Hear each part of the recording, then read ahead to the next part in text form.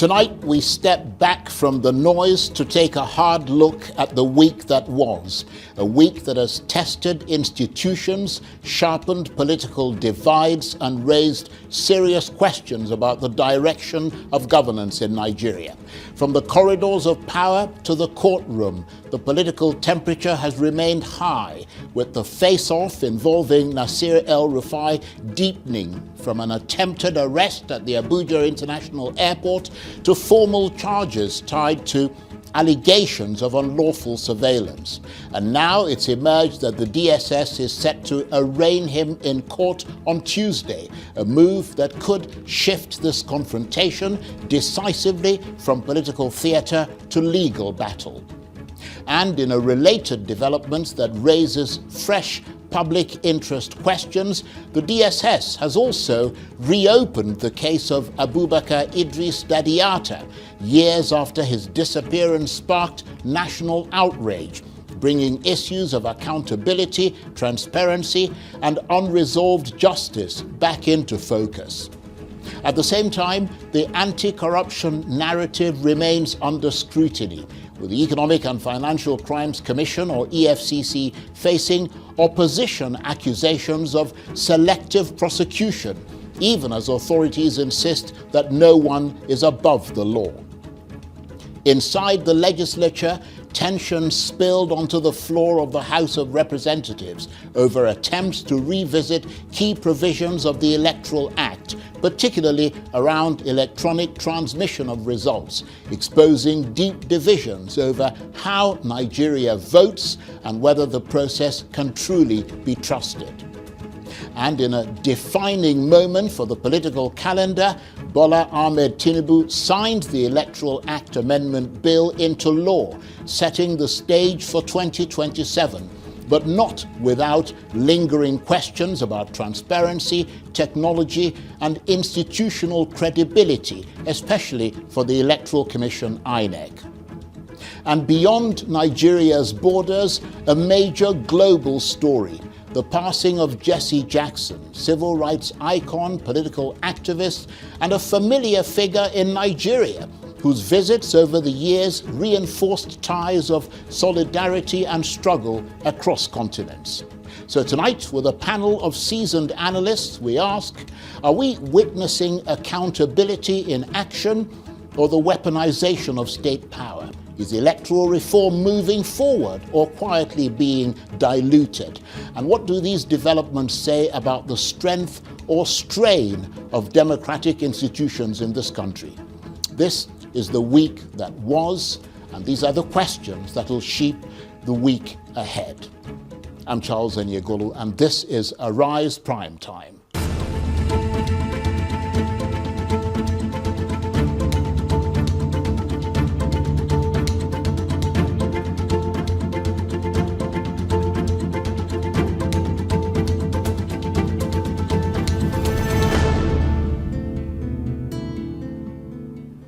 First tonight to a story that broke just a few hours ago, a dramatic legal blow to one of the most aggressive economic doctrines of modern American politics. The US Supreme Court has struck down sweeping global tariffs imposed by Donald Trump, ruling by a 6-3 majority that the president overstepped his authority by invoking emergency powers to reshape global trade. It is a rare and consequential check on executive power, one that cuts directly into the heart of Mr. Trump's America First economic strategy. But here's the twist. This is not a full reversal. While the so-called Liberation Day tariffs have been invalidated, a web of other tariffs remain in place, meaning the era of high trade barriers may not be over just yet. So, are we witnessing the beginning of the end of President Trump's tariff doctrine, or simply the start of a new, more legally durable version of it? And in a global economy already under strain, what does this mean for trade, power, and the limits of presidential authority? Well, reporters, lawyers, and court experts are still going through the fine print of that ruling, and we shall all watch this space avidly for clarity. The Supreme Court's ruling on tariffs is deeply disappointing, and I'm ashamed of certain members of the court, absolutely ashamed, for not having the courage to do what's right for our country. I'd like to thank and congratulate Justices Thomas, Alito, and Kavanaugh for their strength and wisdom and love of our country, which is right now very proud of those justices.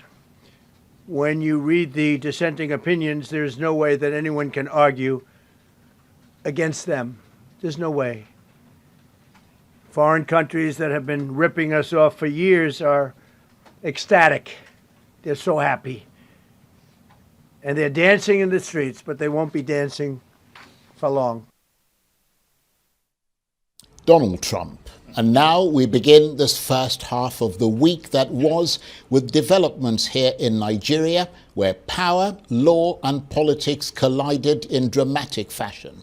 At the center of it all is Nasir El-Rufai, from a disputed airport encounter at the Abuja International Airport to mounting legal jeopardy, with the DSS now set to arraign him in court. What began as a political standoff is fast becoming a defining legal test, one that raises serious questions about surveillance, due process, and the limits of state power. But that's not all. The DSS has also reopened the case of Abubakar Idris Dadiata, a disappearance that shook this country and has now returned to the spotlight, reigniting concerns about justice, accountability, and institutional memory.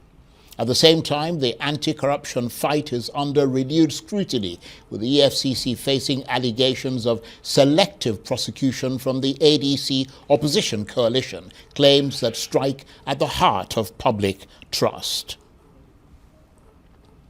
Well, joining me now to dissect these developments and to break down the week that was are our guest analysts, and they are the political and current affairs commentator and professor of communications at Bayes University in Abuja, Professor Abiodun Adeniyi, the public affairs analyst Zachary Mohammed, who was a member of the House of Representatives in the 7th and 8th Assemblies, and the development specialist and regional advocacy officer of the West Africa Democracy Solidarity Network, Austin Aigbe. Gentlemen, thank you very much indeed for joining us. And straight away to you, Professor Adeniyi.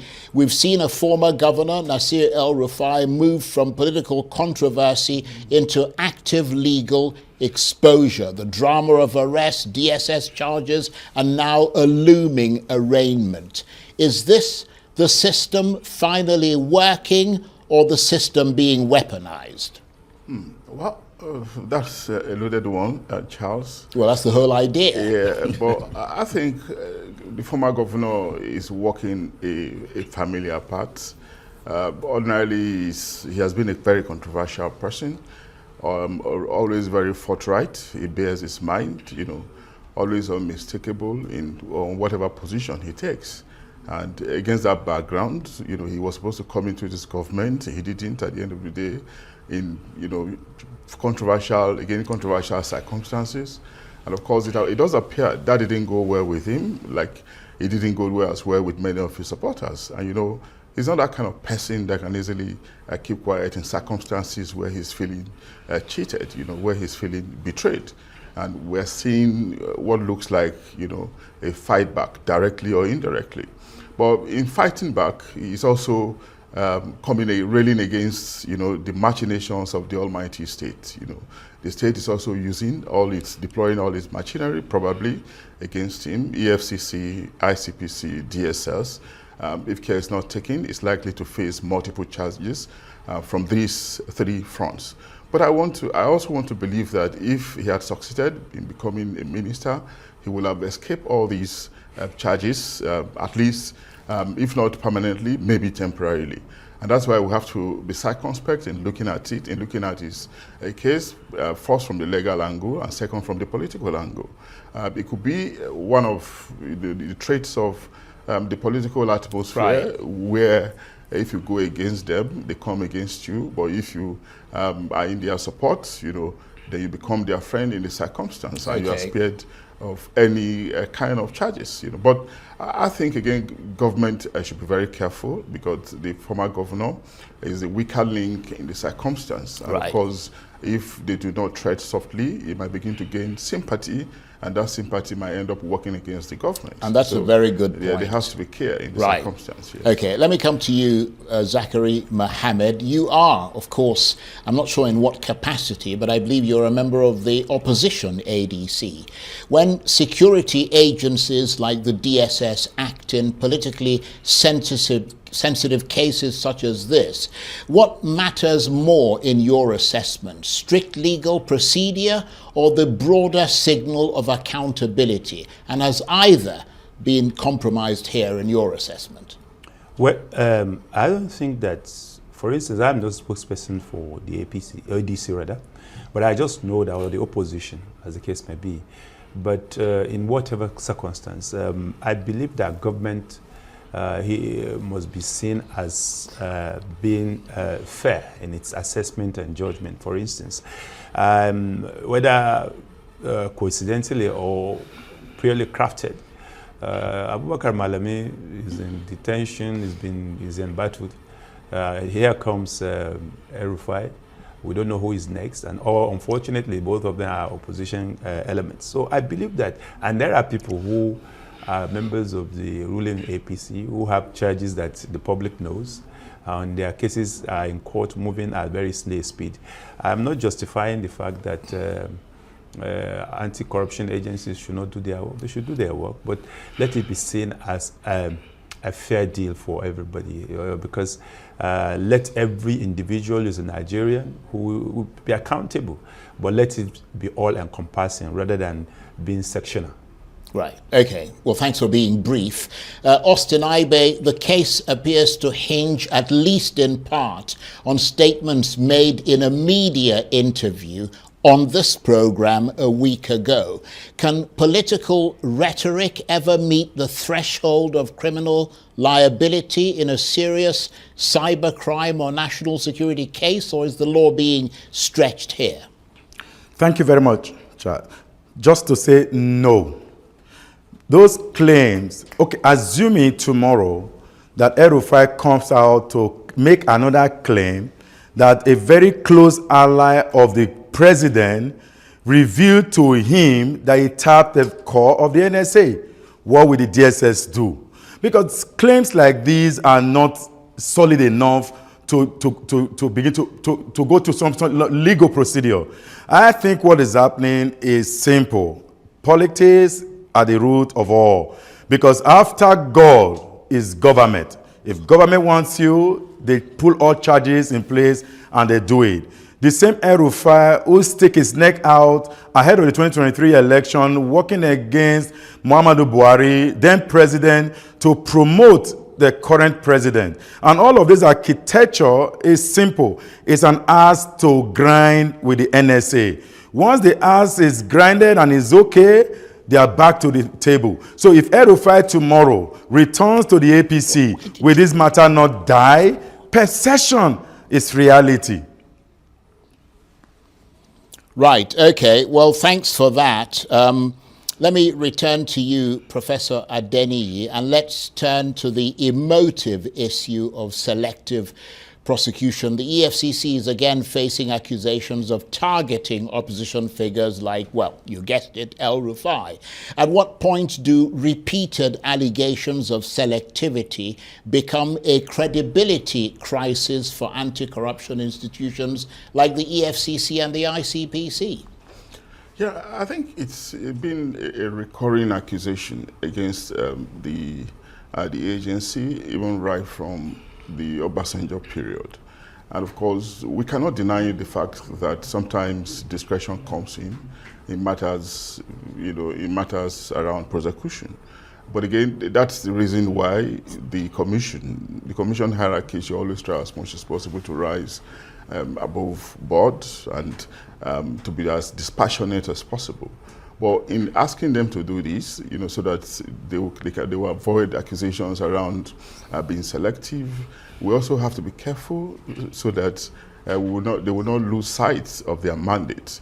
The mandate is essentially the fight against corruption. I will know how deep-seated corruption is, being the very big elephant in the Nigerian room, one of our biggest pain, one of the major reasons why we're not developing, and one of the major factors where we're regarded as a disreputable country.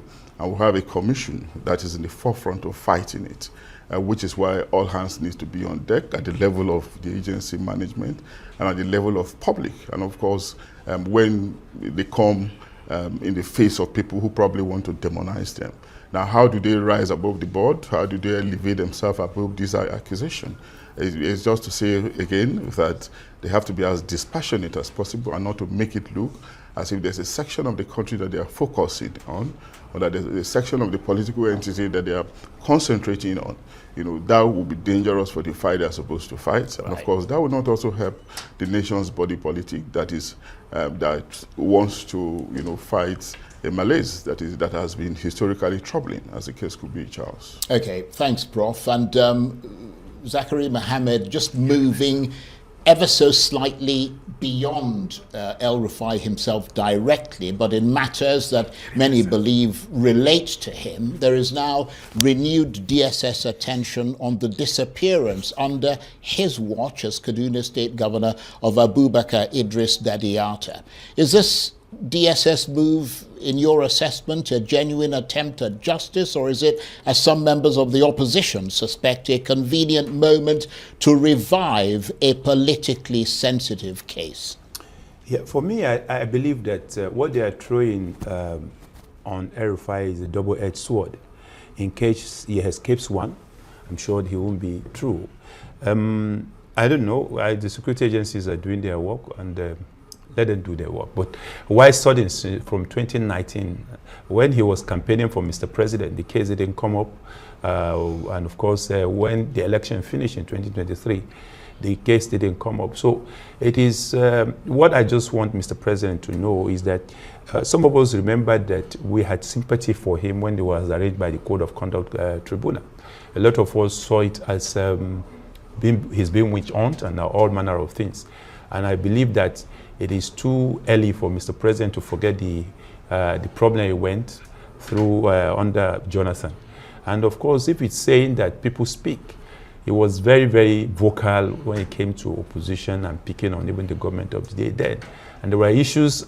I was replaying some tapes this afternoon. I was like, what is happening?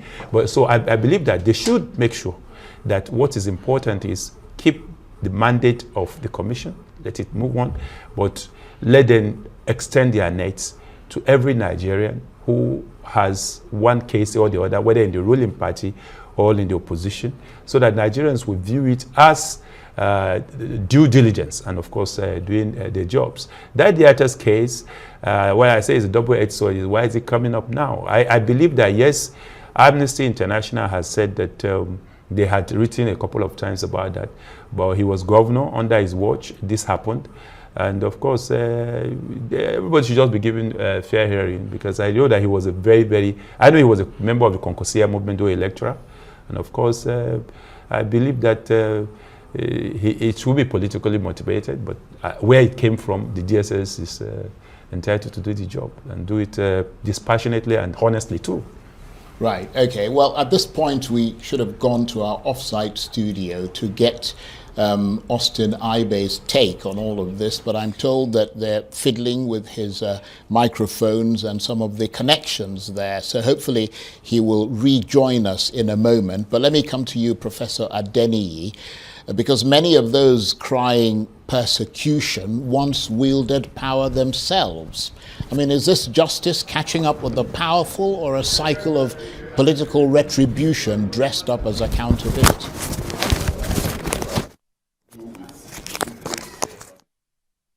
Of course, it's been established that our institutions are not very steady in terms of how they subscribe to their mandate, in terms of how they express and reinforce their values.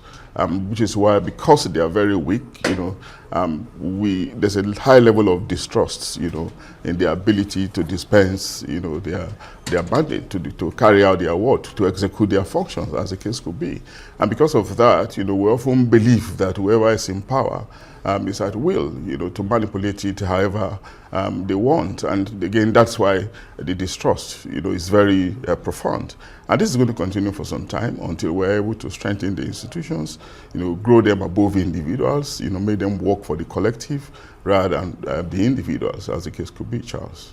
That's a good point. So let me put that same point to you, Zachary Mohammed, whilst we're waiting for Austin Aigbe to get reconnected again. What does this moment say about Nigeria's institutions? Are they getting stronger or just getting more visible in political battles? They're getting weaker because we must create strong institutions so that they can.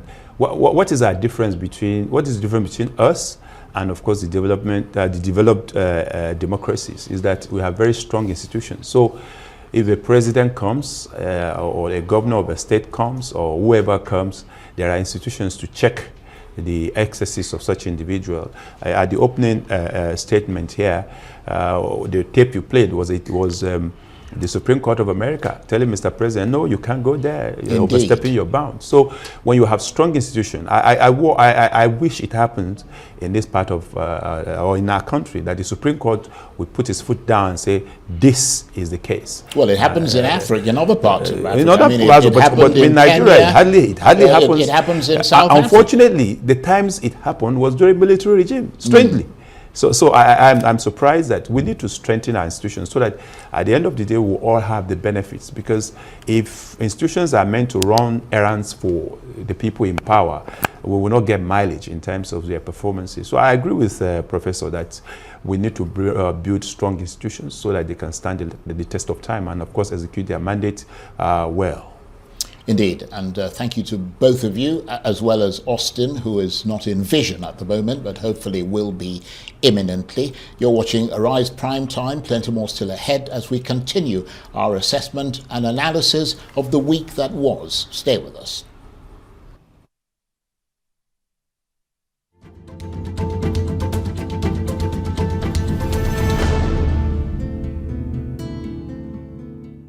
Welcome back to Arise Prime Time, where we offer perspectives on the news and talking points of the day. I'm Charles Aniagolu. Now, as we continue our look back at the week that was, let's shift the focus to the future of Nigeria's democracy and the systems designed to protect it. After weeks of tension and debate, Bola Ahmed Tinubu has signed the Electoral Act Amendment Bill into law, setting the framework for the 2027 elections. But even as the ink dries, questions remain, particularly around the electronic transmission of results and whether the reforms go far enough to guarantee transparency. Inside the House of Representatives, disagreements over electoral provisions exposed deep divisions, not just about technology, but about trust in the process itself. For the Electoral Commission, INEC, the task ahead is now clear, but far from simple. And on the global stage, we reflect on the passing of Jesse Jackson, a towering figure of justice and equality whose voice resonated far beyond the United States and echoed loudly here in Nigeria. What lessons can still be drawn from those who spent a lifetime fighting for justice and fair representation? And still with me in the studio as we dissect these developments in the week that was are our guest analysts, the political and current affairs commentator and professor of communications at Bayes University in Abuja, Professor Abiodun Adeniyi, the public affairs analyst Zachary Mohammed, who was a member of the House of Representatives in the 7th and 8th Assemblies, and the development specialist and regional advocacy officer of the West Africa Democracy Solidarity Network, Austin Aigbe. Gentlemen, thank you very much indeed for staying with us. I'm going to come to you in a minute, Austin Aigbe, because I know you missed a turn. But let me start with Zachary Mohammed. With President Tinubu signing the Electoral Act Amendment Bill into law, has the National Assembly meaningfully improved electoral credibility or simply repackaged old uncertainties? Charles, you allow me to speak a bit lengthy, and I'll tell you why. You see, well, it depends on how the long. The law as it is today has taken us back to the days of incident forms, and now it's a precursor for crisis, because the presiding officers, when election comes, will be the target. And of course, I tell you that loopholes have been left to say that yes, that's the law says now that electronic transmission of results can be done, but it's not compulsory. So it's even worse than the 2022 Act. Because the 2022 Act says, it didn't say shall, but it says it will be transmitted electronically. But this one I said, you can do it, but it's not compulsory. So we'll go back to manual. And presiding officers are at leeway and INEC to decide whether it should be manual or electronic. If at this time and age, we will not get transparency. Because if we say that you transmit real time, elections are done everywhere. And you see the results. When in India, when they were doing their elections, before you know it, in less than 1 week, the results are out. And they are more than us in number. So why would we just between just around 200 and something million, or we're not even up to 200 and something, or maybe 100 and something, those are vote, or 70 something million that vote. So why would we have problem with, and we don't normally have the maximum in terms of turnout. So for me, I believe that the House of Reps has danced backward. And here is the trap for the members and senators. Where you have a problem with your governor, you're done for. You will not come back, no matter how good you are, because your results will not count. That's what my colleagues in the House and of course in the Senate didn't realize. You have handed powers to INEC by indirectly handing powers to the governors and the powers that be. So even if you are popular, if you were well, you did well as a legislator, you can't come back because your results will not count.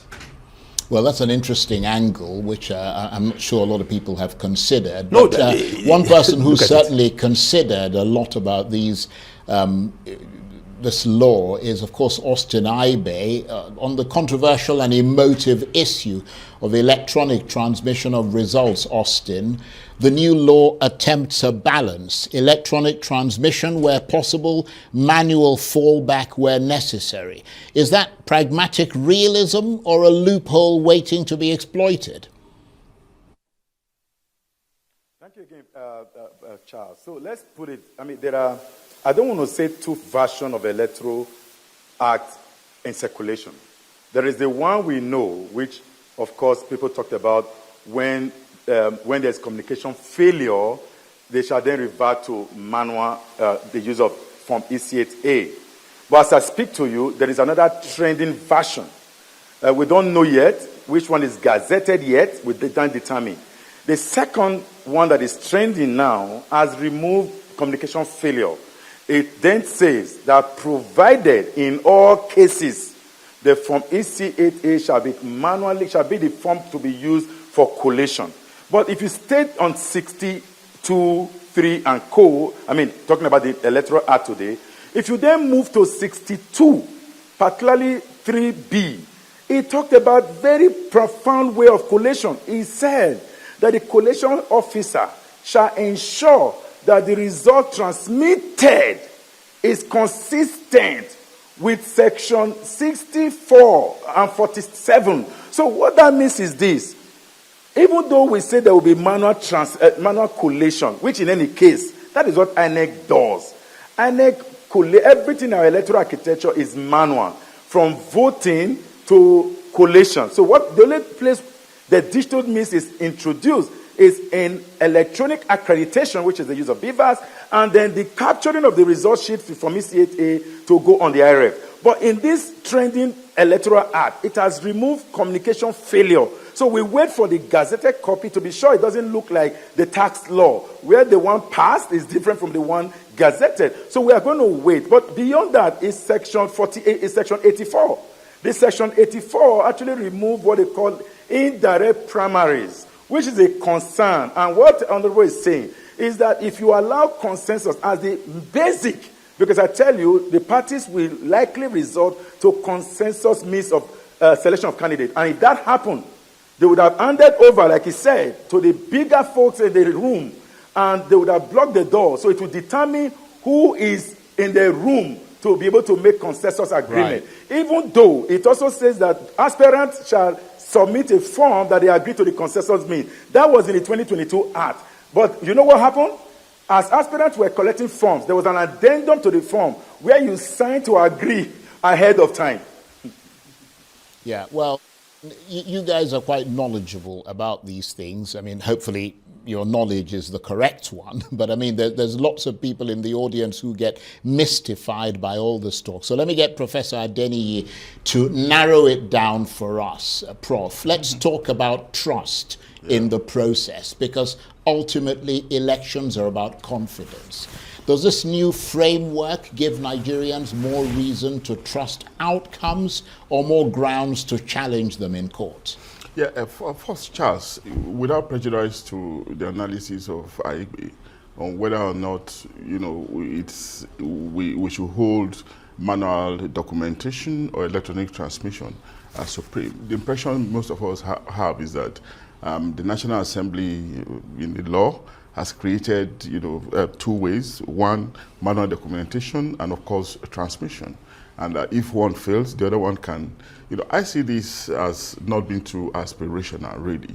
I imagine that in the century that we are in, all efforts should have been on, you know, to ensure that we ramp up technology, inject more of it in the electoral process, to engender trust, you know, build confidence, and of course, grow the much talked about free, fair, and credible election, you know. And of course, if we're providing option, rather than saying that we should just be concerned about electronic transmission, which we believe we grow confidence more. If we are providing an option, of course, we know who we are, you know.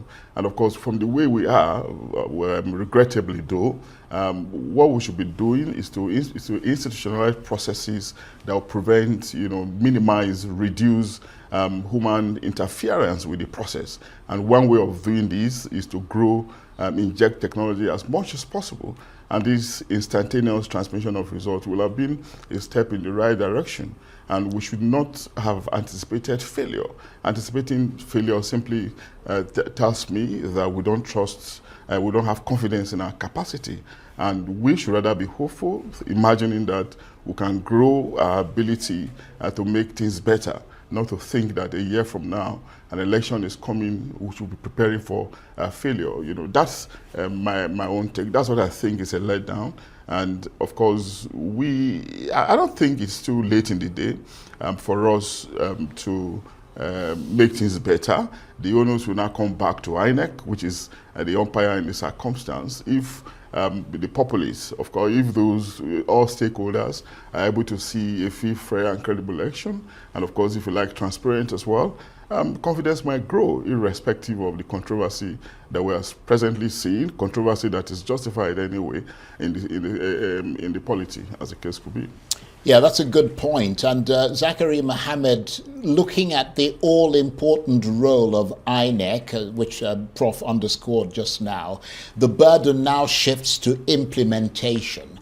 Is it your sense that beyond what the law says on paper, INEC is equipped technologically and institutionally to remove ambiguity on election day? Well, Charles, let me handle it this way. Let me just do a digression. There's FCT election tomorrow, area councils. And tomorrow, Saturday. Yeah, and I heard the Minister of FCT saying that, do your own and leave the rest to me. That's an innuendo. What does it posit? Go vote and leave the rest to me. Yeah, but we have to be circumspect. No, I'm coming. Because, you know, there are reporting restrictions coming in. I know more, but I just want to say. I just want you to keep that in mind as Charles, you speak. let me say something. Right. I'm not accusing him, but I said, if a statement is said like that, then innuendo comes in, hyperbole, communication, because we need to, as actors, be very sensitive about this provision, because this provision is going to be tested in the FCT tomorrow. because it's law already. Mr. President has signed it. It's law already. It has abrogated section of the 2022 Electoral Act. So going forward to what you say, INEC is equipped, yeah, because I watched Professor Mahmoud, and he says that even their beavers and the technology they deployed for election collation, for election reception and everything, that they're in perfect shape. And listen to Igini too. He said so much. So Mike Igini was a Mike former Igini. I believe that INEC has the capability and they have the training, because they have development partners who even train them outside this country on election monitoring, election prosecution and all that. So I believe that if they want to do the right thing, they're capable of doing it, but this is our country. Yes. This is our country. What does that mean? It means that sometimes we do what we want to do. Right. Okay. Regardless. We'll leave and that. Try to satisfy. We'll leave that slightly mystified sort of assessment there. Austin Aigbe, you travel a lot observing democracies and elections in your role as an official of the West Africa Democracy Solidarity Network. Just give us your comparative perspective. Looking at other democracies, is Nigeria moving forward incrementally or stuck in a loop of partial reforms that never quite resolve the core problem? Thank you again, Charles. So you see, Nigeria, I think Nigeria with this new act has moved a bit forward. But despite the caveat, the proviso that was added, like I said, let's wait for the final copy to be sure. The truth of the matter is that this is the first time in our electoral architecture the word IREF had been mentioned. And if you recall in 2023, one of the bane of those judicial processes was that the IREF, if I may use my word, was like an amusement park where people go to view results. It does not count in the process. But right now, it does count, and that's fundamental. Right now, the transmitted result we have role to play in section 60, and it was in section 62. It was in section 60 that introduced the beavers, the IREF, and in section 62 it talked about the collation. So if you look elsewhere, Nigeria has indeed moved very well. INEC chair was in India, and he attended a conference. Arguably, I'm sure he learned that India has a super democracy, the largest democracy in the world before the United States. And India uses electronic device in voting, so there's no ballot paper, unlike in Nigeria. But if you look at even Ghana, our neighbor that had the election just December of 2 years ago, you see what happened is they didn't have technology, but the people's will matter. The turnout, the more turnout people show up on election day, the more it becomes very difficult to manipulate processes. So when we know as citizens that the president is there in the new act, shall transmit the result onto IREF after the signatories, it's clear. And if you silence the professor underneath, you move over to 62. It is clear that the collation officer shall revert to transmitted. Underline the word transmitted. So let's wait for INEC's guideline that controls this act. INEC has said very fantastically, and maybe not said, I've watched INEC over the years, INEC has consistently transferred results without this section 60 that mandates it. So today, if you ask me, tomorrow's election, there will be transmission of results. However, I'm not too sure they will be using the 2026 Electoral Act, because you cannot run an election on two acts. This election began a year ago. It was announced a year ago, and just the last activity, which is tomorrow, then you switch over. In any case, what are you switching over? Just section 60? No, but section 60 has always been the thing that INEC has consistently done. Right, okay. Just very briefly, Professor Adeniyi, so we can move on, because as always, time is galloping ahead. Based on what you've seen and heard so far, will 2027 be more credible than 2023, or just more contested? I think I will go for the latter. It's more likely to be more contested, more controversial. But a lot can still be done to reduce this, to make it more credible, because, again, we've said it several times, that the bane of our democracy has always been controversial elections, And that's a springboard around which every democracy rotates. But we seem to be paying less attention to how we want to build credibility around it. A lot can still be done in the next 10, 11, 12 months, especially on the part of INEC, supported by government. And we have a new chairman there now, Professor Joash Amupiton. This is a litmus test for him. Right. He has a reputation to protect. And I want to believe that he will do his best to ensure that that election is once more a speak and span one, realizing that the very last time we witnessed a less controversial election in this country is a long time ago. We need one in a hurry, and 2027 could as well be that one, if he sustains his determination, Indeed. As the case could be. And on that note, let's move on to our final topic. Let me come to you, Zachary Mohammed, and let's turn to the towering legacy and relevance of the Reverend Jesse Jackson, who passed away this week at the age of 84. He spent decades confronting racial injustice and expanding political participation in the U.S., and he visited Nigeria multiple times, engaging with leaders here. What does his life tell us about the power of moral leadership in politics? And do you see anything comparable in Nigeria today? For Jesse Jackson, God bless his soul, I see a man who struggled through his life. While growing up, he was an associate of Martin Luther King Jr. And of course, he saw it live where they were arrested, they were put through so much pressure. And of course, he continued, even though in 1984, it was the first time that he came in as a black man to contest for the presidency of the United States of America in 1984.